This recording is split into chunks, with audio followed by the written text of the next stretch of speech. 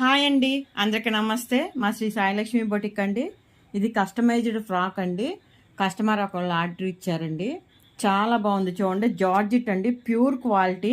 ఆలియా భట్ గారు కట్టుకున్న శారీ అండి. అలాంటి ఫ్యాబ్రిక్ అండి, సేమ్ అదే ఫ్యాబ్రిక్. కలర్ కాంబినేషన్ కూడా అదే అండి.